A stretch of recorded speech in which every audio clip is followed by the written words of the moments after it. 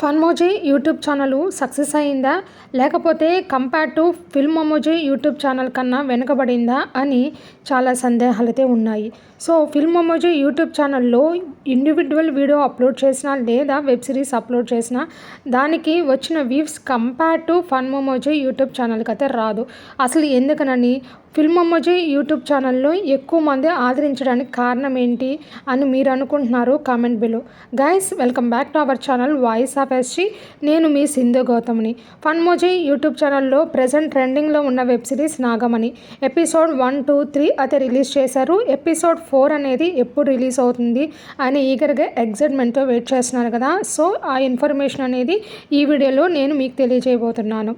ఫిల్మోజీ YouTube ఛానల్లో వచ్చే క్యారెక్టర్స్లో Madhu character అనేది ఆ యూట్యూబ్ ఛానల్కే ప్లస్ అనుకోవచ్చు. మధు క్యారెక్టర్ ఉన్న ఆ వ్యక్తి క్యారెక్టరైజేషన్ కానీ, ఆ క్యారెక్టర్ని హైలైట్ చేయడం కానీ, అండ్ దట్టు స్లాంగ్ అని నెక్స్ట్ లెవెల్ అనుకోవచ్చు. సో ఫన్మోజీ యూట్యూబ్ ఛానల్లో అలాంటి క్యారెక్టరైజేషన్ లేదు కాబట్టి ఫన్మోజీ యూట్యూబ్ ఛానల్ కొంచెం వెనకబడిందని చెప్పచ్చు.